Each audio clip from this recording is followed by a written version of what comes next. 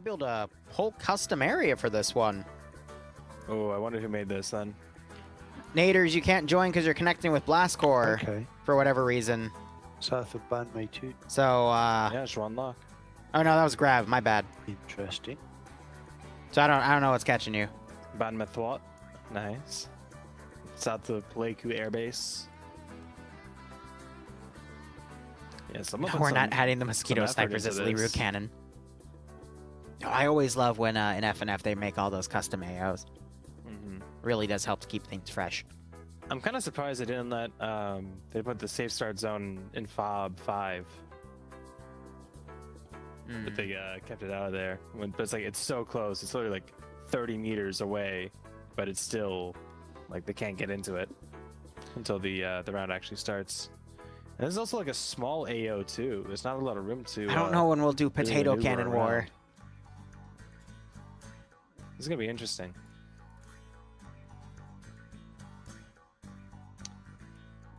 I don't know, just looking at the AO itself, these three sectors, with the map border right behind them, GREENFOR actually has a good opportunity to set up some good defensive lines, but since we have only a limited amount of players, it really will limit them on where they can set those lines up, because if they make them too thin, we're just going to see what happened last round with the attacking faction OPFOR steamrolling them to high hell, so we'll see. Yeah, sorry, Naders, I didn't see it was Grav instead of The you. inclusion of the assets, as mentioned, should make things interesting, especially the mortar. The tanks, depending on where GREENFOR set up that AT gun, maybe canceled out of existence, but we will see. All right, Barb, start us off. I'll do rosters. You can do gear. Sure thing. It's probably going to be the same as I take a look. Yep. More NVA, PAVN, whatever you want to call them. Basic loadouts. So you had SKSs, MAT 49s, 56s, RPGs. See the double barrel. Actually, yeah, they get to switch between the double barrel and the MAT 49. I don't blame them for switching from the shotgun. In Rising Storm 2, it's a god. In Arma with Ace, it's not. Although I think I actually want to say that the shotgun from this actually does do well, even with Ace, but the MAS 49 is going to be much more reliable, especially at distance. So it's probably the smarter choice long term. Otherwise, some suppressed grease guns for the marksman team or sniper team, whatever. And yeah, more Type 63s, some PKMs to round us out, and some K50s. I'm seeing one. We can't do it, Flavic. It's copyrighted. Sorry to say. As for assets, yeah, they got those two Type 63 light tanks, amphibious tanks, whatever you want to call them. Two BTR-40s with RPDs, two BTR-40s with nothing, and some transport trucks. So it should be enough for all of them to convoy down from the airbase. All right, roster-wise, we have Vagrant commanding, again, the OPFOR attack. So let's see if he can go 2 for 2. He did win the last round for his attacking team, and this is pretty much the same set of circumstances, just a different AO. So I would feel pretty confident in going for Vagrant for this round. Otherwise, Kiri leading the X-Ray team, a member of TSB. He's got Danny DeShito with him, taking a team leader role because he's got the SKS with the Grenadier weapon. Dream, our co-host, is taking the sniper role today, which is technically a marksman with the scoped Mosin with that PU sight. So we'll see what he can do with that. And he's got Swola and Ash with him, taking those suppressed grease guns. Otherwise, we've got Maz leading Alpha Squad, Cosmonaut and Poe under him, Dreadnought, Tiger, Pi, and Stottenberg, mixed from 4 different communities. Pi is either from 29th ID or 2nd MRB because of the Milsim rank, the title of Sergeant in his name. Dreadnought, don't know where he's from, XXL Tiger from TSB, and Stottenberg from 1RW. We then have members of, I was corrected last round, 2nd RB in Alpha 2, Bridges, Warwick, Dreek, Sailor. I accidentally said they were from 29th, that is my bad. Bravo has some members of Scandi Recon with some of the SOG devs, such as Whiplash, and they also have Grav in there. Montgomery leading Charlie HQ, and he's got the 29th ID guys under him, including Norris, Shoopless, Eagle, and Sholand. All those players are pretty good, though, in their own right. Charlie 2 has Mito leading that group. He's got Morgan, Sam Hadwich, Nuclear Moose, Lurch, Acid Pantalones, Aussie Wookie, guys that were really good on the offense last round. And they also have Pierce and Koak under Delta 2. Gamma 1, one of the tank crews is going to be Lcpl and Russian Fury, and the other one is going to be members of 4IB, Dryden Banks, and Skipper. So, pretty good roster there overall. If they're here, that means groups like Papega are going to be on the other side. But, again, with this OPFOR force, most of them being the same as the previous mission, we just have the, how would I put it? The last round, and how it went might, you know, help show us how this round's going to go. But it's a much easier AO to defend, as we previously talked about with the defensive lines, but we'll just have to see what GREENFOR is capable of. Speaking of which, Barb, go over GREENFOR. Absolutely. So GREENFOR down here just to the west of Beverly 2 in the town of Juan-Loc, I believe is the most un-American way for me to pronounce it. Okay, it's been so long since XCOM. We have Arvin forces. You do you, man. Yeah, with that same kind of kid that we've been If I get killed off, tell me how. M14s. We see some M60s. I'm looking for any carbines. Yep, there's an M2 carbine. Jimbo. See those M60 tripods? Those are so nice. Yeah, a bunch of XM148s. See a Jeep here with a 1919 Browning. Yep. And 30 cal. I mean, that's pretty much it. I think some of them do have laws on their back, but not too many. So they do have some light anti-tank dispersed amongst the squad to take out those Type 63 tanks. But I'm looking for those other assets that they talked about. So Of course, the issue is the doors are one shot as well, don't forget. But with those Type 63s, I imagine one law could take it out. Not if you miss. So, a few quick things. If you look at Sector 1, you have the quad 50 cal on the northeastern side. You have the artillery gun overwatching the SSR instead of the MSR. Interesting choice there, but I guess I get it. And then you have that Bulldog, which again doesn't have any fuel. That is over at Sector 2. So they've just got a lot of extra static assets to utilize as tanks. Which I guess makes sense. I mean, that's actually what the Germans did a lot in World War II. They would deplete a tank like a Panzer IV of fuel, especially in the desert. And the, what was it called? I forget which theater of war. Yeah, the North African encampment. That was it. They would just use them as static turrets. So I think that's what they're trying to achieve with that Bulldog up there to the northeast. But otherwise, let me go ahead and break down the roster. So leading is Korvac, who, similar to Night Owl, he doesn't command all the time, but he still does a good job here and there. I think Korvac's going to have a pretty decent job with this AO because everything's kind of handed to him. Again, the defensive lines are very short. He can put them right on the edges of the sectors, and they can go from there. We also have a marked ambushed logistics convoy. I'm not sure.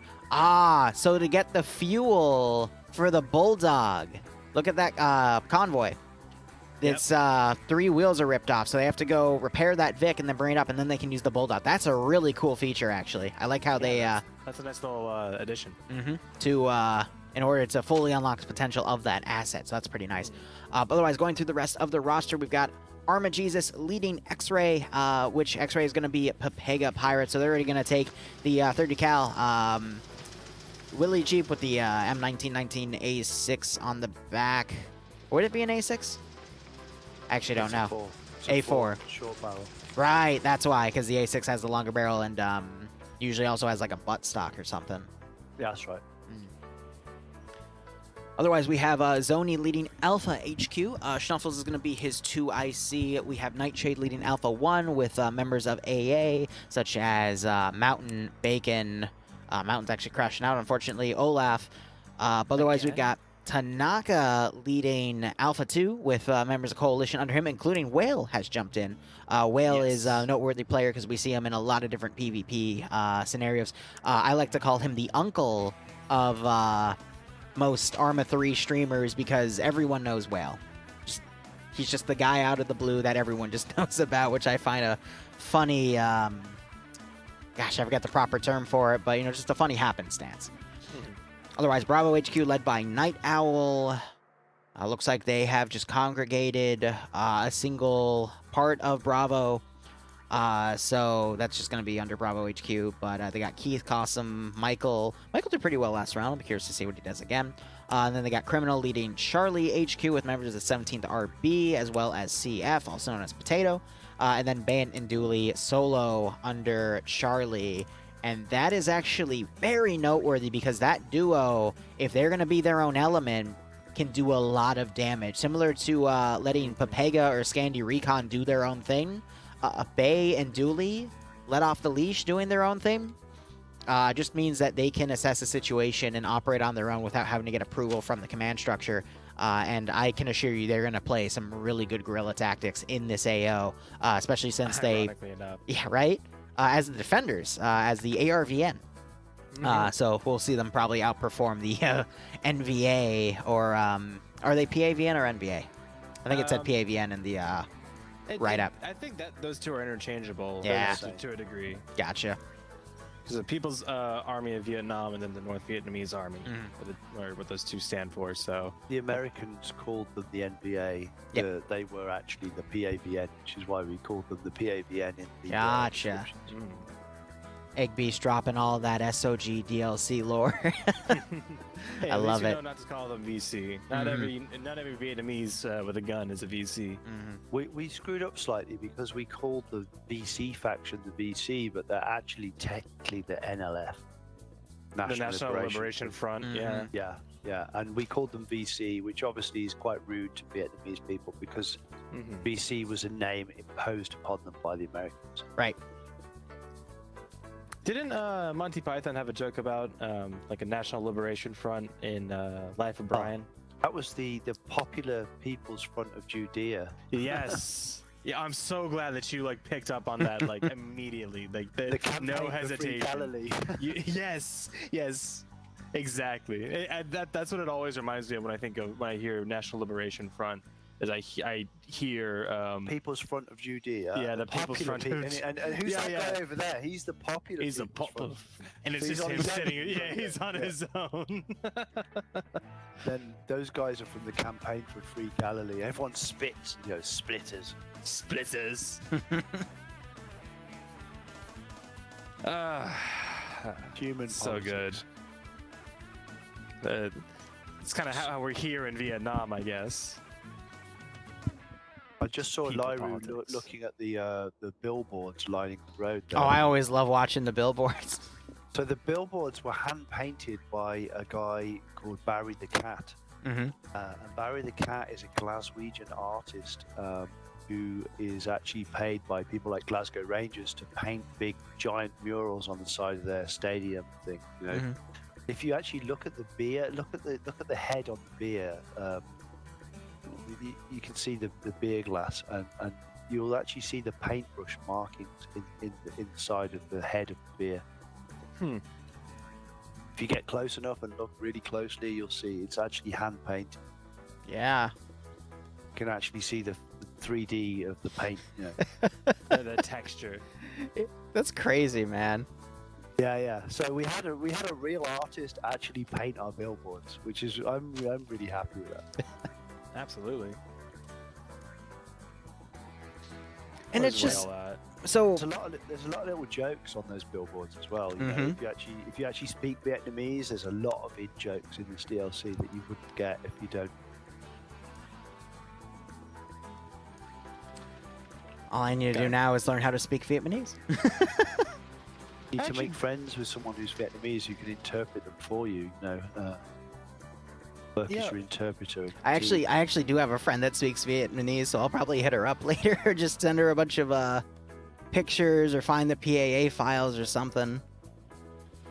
Yeah, some of it's actually quite funny. We've had other Vietnamese translators read it and say, "Actually, that's really funny, Rob. Like the way that's written. It's really good." And I'm like, "Yeah, that's great. I'm taking credit, but actually, it was our Vietnamese translators who wrote that stuff." Authentic Vietnamese humor. Yeah, in the game. Yeah. Actually, I really wanted to visit Vietnam after watching the Top Gear Vietnam special. It seems like a genuinely great place to go. What an amazing country. I mean, it spans, like, it's kind of a bit like Mexico in the way it's like 3,000 miles long or something. Mm-hmm. It's much longer than it is wide. Yeah. I once hitched across Mexico, and that was a mistake. But anyway, but just the different climate, the different experiences you have, like going from one end to the other, and then realizing how big it is. You know, it's bigger than North America. You know, USA anyway. From top to bottom. Huge. Jeez. Been watching GREENFOR here set up a bunker, and they've put the M60 static on the top of that bunker, but it's got some really nice overwatch on this massive open area created by the FOB. Makes a lot of sense. Mm-hmm. What doesn't make a lot of sense is letting Dream go on a BTR off all on his own. So we'll either see him find nothing and fire maybe 2 shots, or get caught out by Blue 4 forces, or Green 4 forces in this case, and killed immediately. Look, we gotta have faith in our fellow co-host, Barbarian, okay? I didn't sign no contract. Now, here's the deal. It's more likely that he's gonna drive 10 meters, get armored, and die within the first minute, like last week. That is true. That is very true. Yeah, one of the tanks will drive into him. So I'm a bit interested why there's no snipers on the roofs of those factories, because the first thing I would think about is putting a couple of guys up, because you can get up on the ladders and get on the roofs, but then maybe they're thinking that's too predictable, and you know, once they get you pinned up there, then it's really hard to actually recover. Yeah, I think they're also kind of not wanting to fight in the city. They want to fight before the city even. Before they get there, but at the same time, yeah, it would be good, but generally speaking, you get exposed up there pretty quickly, and you really get trapped, and there's no way out. Like, to go back down and climb down the ladder, that is a slow and arduous process. They could jump off, but that would risk injury or worse. So that's my lack of PvP showing, because I normally PvE. So PvE, you could go up on a roof and take out 20 guys. PvP, you know, once they know you're on the roof, you're dead. Yeah, once you start taking a few shots. Yeah, Smash, round 2 just started. We have one more round after this. Your position in some way, shape, or form. Yeah, whether it's just firing bullets back at you in the field, or smoking and maneuvering and coming from your flank. Meanwhile, Arma Jesus and Flux drove down with the Jeep. They're repairing the wheels on the Vic now, so GREENFOR does have an intention to get that Bulldog refueled. Where they'll put it is an interesting question. Might drive it down Highway 1 and then utilize the open area and try to get behind OPFOR's line as they come into the AO, or they'll keep it around the FOB and try to utilize and capitalize on these open areas to try to pick off OPFOR in the open. But it's anyone's guess at this point. We still have to see that fuel truck come back, but that's going to allow OPFOR a good chunk of time to deploy their force, and GREENFOR is just going to have to think on their feet at that point, seeing where OPFOR's main attack's going to be. Meanwhile, they are pushing straight south. They might try to hit that logistics convoy first to potentially cut it off, but I think the fuel truck just finished being rebuilt. Yeah, they're Oscar Mike. They're out of there. Great job by Pepega doing that incredibly quick, and I do like how we're seeing some additional... that's not Pepega. Wait, yes, it is Pepega. They're X-Ray. They're already pushing down on this vector to potentially find where OPFOR is going to come from, but I think they're going to be the first group in contact Seems like it. with OPFOR coming in. We do also have GREENFOR. Some of them have pushed up to FOB 5. Just about a team or so they won't be too heavily dug in, but it will be some kind of defensive force Right, Jimbo? to utilize these fortifications built into the map.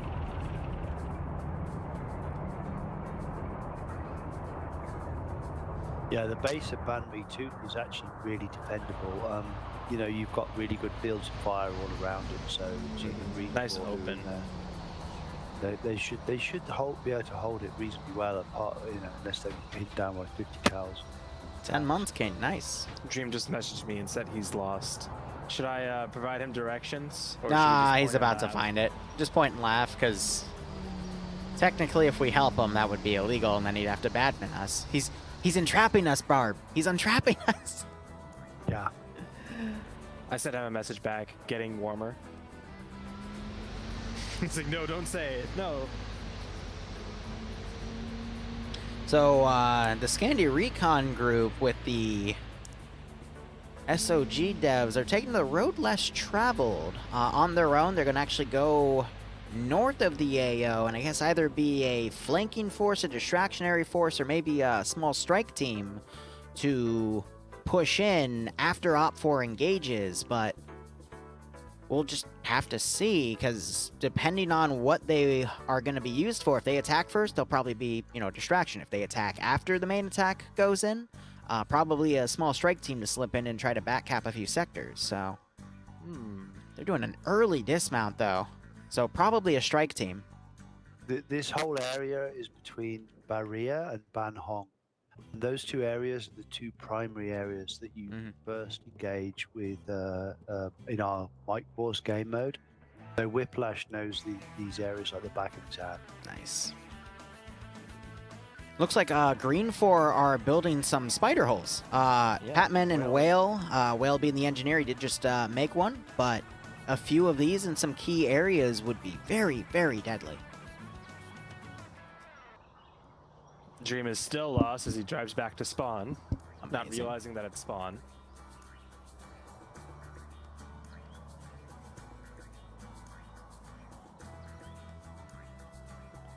I would say I'm surprised that he got lost on a 2x1 kilometer map, you know, AO, but I'm really not. He's a little out of practice because now he co-commentates with me, you know? That's okay. He'll get it back. Slowly but surely. That southwestern zone is about to kick off. Possibly. These guys are searching the area, you know. They're like a hornet's nest. A little bit. So I think X-Ray could very, very faintly hear the engine noise of the Ural and then hear it turn off. So I think they're starting to hone in on that, but look at the amount of OPFOR we have here. X-Ray's only plan at this point, at this range, would be some grenades, but... They've got an M40 though, Liru. So if they can just get the right line of fire with an M40 and just keep moving, they could just keep zapping these guys, harassing them, you know, and slowing them down. Dream is about to drive into the rear of that X-Ray movement. But if he dies, he's going to give GREENFOR the other marksman rifle. But whether or not they pick it up because it's a Mosin. Not only will he give him that, he'll give him a way to escape. Now, it is really hard to shoot someone out of BTR-40, though. The best way to do it is from the front little window, and he can close that if he feels threatened. But someone has to literally, like, climb onto the Vic and shoot him. Or toss a grenade into the big open cabin. But it's a vehicle, so the grenade might just stay on top of it. Maybe. Ideally, you want to be a little bit upslope, and you can just see the tip of his head sticking up behind, and take him out from there. This has slowed down the GREENFOR southern part because they hear that vehicle coming, driving by. So now OPFOR is getting some time to actually deploy their force. But we're probably going to see another platoon-level battle line. If they're smart, they will stick to the south of Sector 1, because going to the north potentially exposes them to the defensive positions of the FOB itself. Plus, they would still then have to either directly attack the, Sector 1's position from the northwest, or risk crossing the open area of the SSR moving north. So instead, just a full-on platoon battle line from the south would be their best bet. That Bulldog's been refueled. It's now coming into Sector 1, passing through Sector 3 now. Well, good full marks were GREENFOR on this info, because they've got their tank up, and that's going to be quite decisive. The tanks have no choice but to move down the MSR here with the Bulldog locking it down. I think on a frontal assault, the light tanks are going to be outmatched. I believe Dream has fallen in line with Dreek and looks like we'll be rejoining the rest of X-Ray. By the way, how was Dream lost if we have Blue Force Tracker? It's not given to everyone. Actually, that's a really good point. How did he get lost? Because you only need a map for it, not a GPS.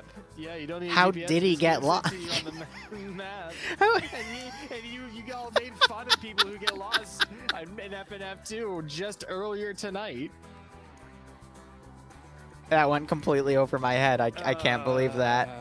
Mine too. I just You know what? He was realized making content for us, and that's what he's going to claim when he comes in here and we ask him about it. I guarantee I was it. making content. Making content for you. All right, look at this massive blob of OPFOR here. We're starting to see two. Oh, I thought that was a mortar coming in. No, it was just an engine starting up, and now we got the tanks coming in as well. We're probably going to have X-Ray call this out. But X-Ray's in a really great position to potentially flank this force coming in. This is what Egg was talking about for last round. If they had a force to come in and flank the attack coming in, that could have made the difference.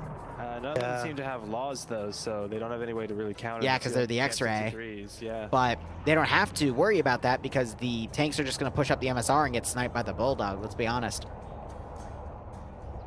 There's a lot to be said for harassing fire because it causes discord in the enemy, and it causes doubt in their mind. It causes them to, the leader is not in a position to give concrete orders because he can't understand what's happening on his flank. There's a lot to be said for that. It's like it's a martial arts as well. The field gun just opened up. It knocked Cyrus out. It also directly hit the radio guy. Bridges and Arcor are dead because of that field gun because it got spotted early on. Bulldog now pushing out. That's risky, though, because if OPFOR can AT it, that'll alleviate the pressure from their light tanks to them pushing. But, oh, the commander just got killed off. Oh, they're shooting at X-Ray.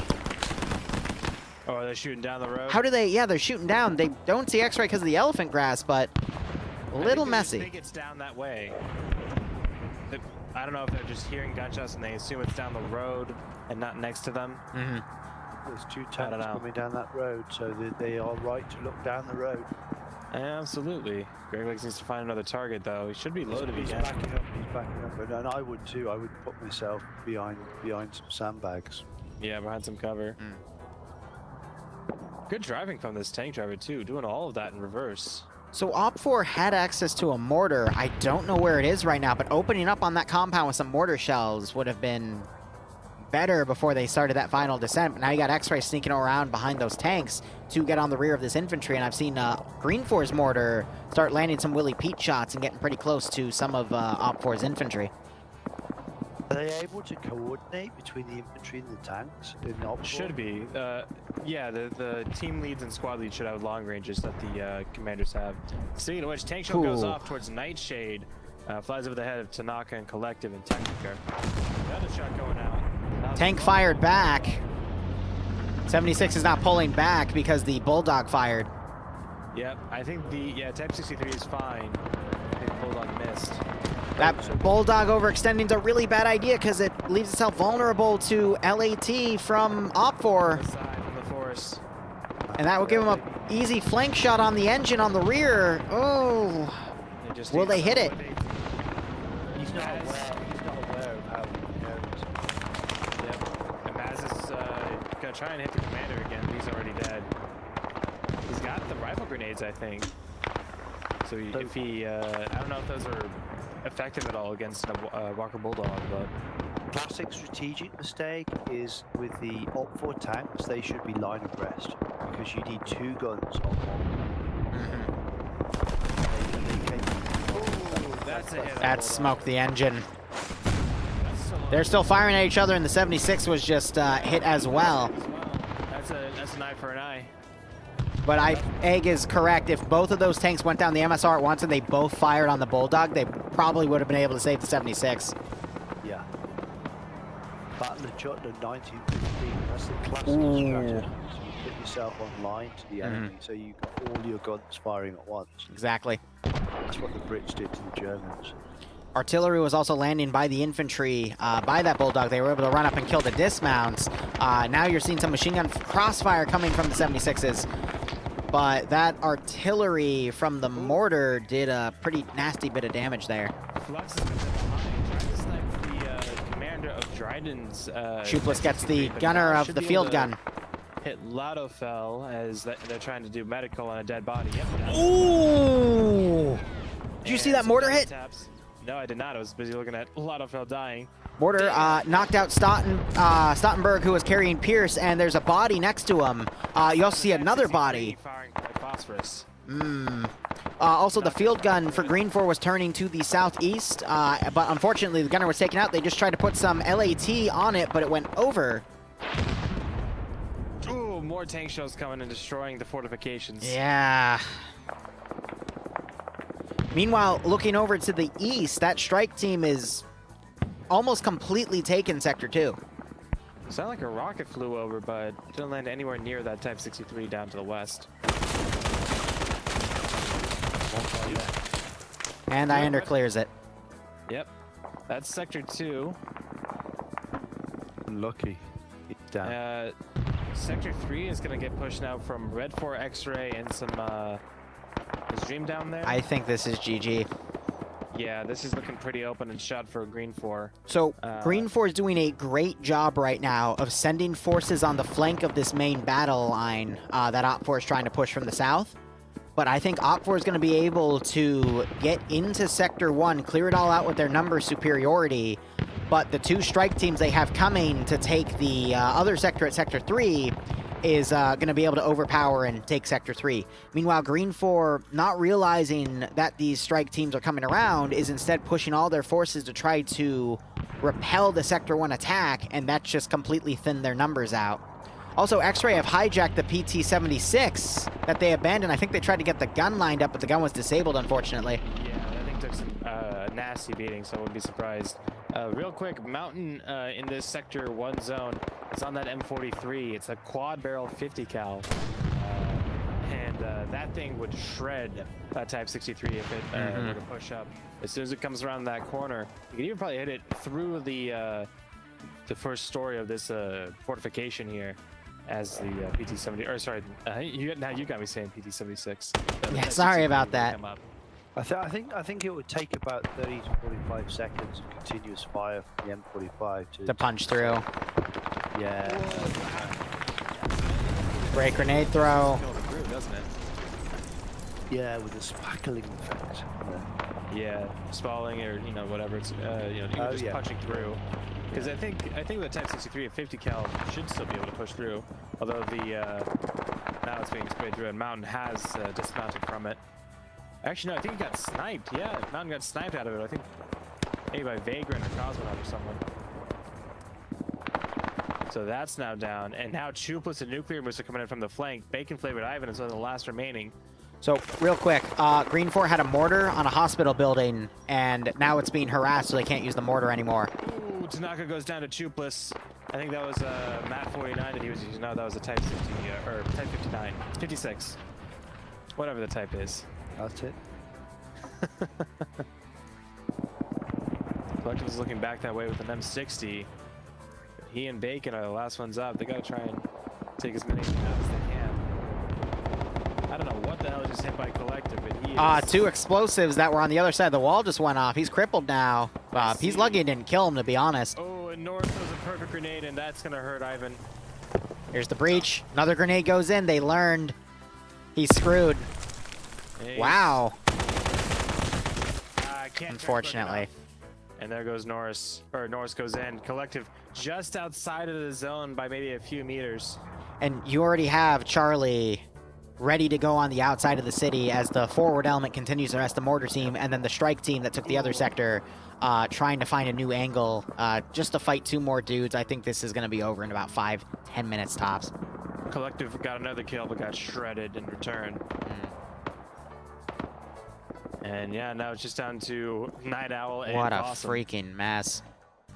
It feels a bit like Infors divided their forces too much. Yep. Yeah, I think if they had played a bit more towards actually fighting in the city in this rubble, You know, kind of trying to draw Red Fort in to maybe say they predicted correctly, they would approach from the west. If they would allow them to get into the first, you know, row of buildings and rubble here, and then from there fight them building to building, and send a force to flank through the tree line on the south side, and work that around to the west, and try and just work them and make them fight for every inch for every building, then that would wear them down a lot better. But this position that they were in, Red Fort had the supreme ability to pick their battles.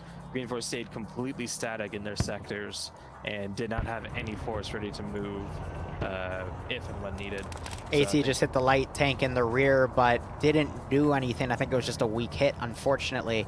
yeah, But I think so too. what's really, really funny about this is Vagrant did the exact same plan as last round, but it worked completely differently because this time his quote-unquote recon force that turned into a distraction last round actually was able to get in and do something, which is its Bravo HQ this round. They were able to go in. Go ahead. Dryden just shot Wheaton and friendly fired him through the Ouch. press. But he did the exact same plan, and it worked the way it was supposed to this round compared to last round, where it kind of just turned into a distraction instead, but still worked out in his favor. Also, that light tank is firing at more friendlies. Dreek just got hit a few more times. Yep. And Wheaton playing dead. He's looking to... He's blindly returning fire. I think we're shooting at Anderson. Oh, the HE shot. Oh my god. If only they could open their maps and see that they were friendly. Actually, That doesn't work anymore. That's not a valid excuse according to Dream. no. So I remember talking about this last week. That feature actually I don't think is in Vietnam itself. So now I feel bad because Dream and I were making jokes about it, but I remember talking to someone who was playing on the ground to say, and he stated that that wasn't a feature. It's only a feature for like team leaders and squad leaders, but not standard infantry. So fact checking myself. I apologize for that. But Well, Dream isn't here to apologize, so I Yeah. think he's gonna just own up to it and be a dick. so both of the defensive factions spread out. And this time around, they were a lot quicker to try to capitalize on this. Oh my gosh, look at Vagrant. He's going to come up and try to flank Bay and Dooley here. Maybe he'll go for a grenade throw. But there goes Dooley. Because of how spread out the defensive faction was in this case, his weak little force... in this case, Vagrants, was able to just completely overpower the sector as the defensive commander tried to encircle the initial assault. That left his flank exposed, and then that group was able to attack the flank, take one sector, and then hit the backside. Even if OPFOR was stunted because the defensive faction was able to close the encirclement of the force and trap them in Sector 1, I think this small group would have still been able to get into the remaining sector and take out Night Owl and Qasim and take the sector. So either way, I think OPFOR would have won this. But Vagrant's just been really good at maneuvering his forces quickly to avoid that encirclement and instead just play to take those objectives. Now, his force coming in has kind of stalled on the mortar position instead of trying to bypass it. I think they think there's more forces there than actually merits the amount of units they're using to attack. But he just wants to make sure that he's not flanked as he goes into this line, because it only takes one guy on your rear, especially with how open this AO is, to pretty much wipe an entire attack force. Oh my god. Bay just got shot by someone, but he was able to take out that remaining 63. Yep, that's burning up. Dryden runs to cover, Skipper as well. And Vagrant just sniped the last remaining GREENFOR guy at the field hospital from across the way from that shed building. Great shot there. And then Skipper actually gets the flames extinguished. so there was a trap on the hospital, and it just killed like 4 or 5 OPFOR dudes. You can see all their bodies floating. Yeah. Great explosive trap. That might be a war crime. That's a lot of dead people. And Yeah. one is vibrating still. I don't think he's Yes, dead. he is. Hold on, this is some modern art. Let me get a good screenshot of this. The ghost of Vietnam past. I mean, so that was a great way for GREENFOR to pretty much halt that offensive, but GREENFOR does not have the manpower to capitalize on that gain at this point. They've got a lot of their forces just completely out of position to the west because they were trying that encirclement strategy, and even if they were to maneuver and capitalize on this area, it's all for naught because that other strike team that took the previous sector is now going to come in. Cossum got killed off. No, he got disconnected. So that's going to leave Night Owl on his own, and he's got... Yep. He's got Scandi Recon members and SOG devs to fight. Like... Well, to be fair, this is a custom area, so, you know, then they may not... This is going to be a little foreign to them. But, I mean, you can see the perimeter wall. You can see the one entrance. OPFOR is trying to find a weird way to get up here, but I think there's only one way in. That's what they're going to have to work with. There is also a secondary entrance close by, but we're just delaying the inevitable at this point. Yeah. I'm guessing they don't have breaching charges that can take down the wall. Unfortunately not. I don't think any of them are engineers. That would be the only way if one threw a satchel or something. That Owl's going to start popping smoke. We're seeing the remaining GREENFOR forces push through and pick off units here and there. If they keep stalling, they might... All right, let me walk back. So if OPFOR keeps stalling and actually breach into this compound, they might be able to, excuse me, Night Owl might be able to stay in here long enough to get GREENFOR coming in. But Vagrant, oh, they're going to run right into each other. Night Owl gets behind Vagrant, goes for a melee, misses. Vagrant switches to his handgun. Night Owl now trying to get in that compound. I did see GREENFOR, they got a great shot on Dryden, who was part of that 63 crew. But now GREENFOR need to push in ASAP as OPFOR is now trickling in their force here. Yeah, Nemesis and his kill team, they're going to start breaching the compound. Looks like GREENFOR, they're held up on a casualty right now. Oh, but you don't need 5 bodies to heal 1. I think this is going to be over. We'll see. We got Mac there pushing into the little side building as Nemesis clears the bunkers. Whiplash pushing in, providing security. Vagrant isn't able to communicate to these guys about what's happening. That was a bit of a bad nade. Nemesis actually Nemesis. To the roof. Might try and hop into the window from there. That's enhanced movement for you. Yeah, if I was Night Owl, I'd go for the roof play. That's a really tall building.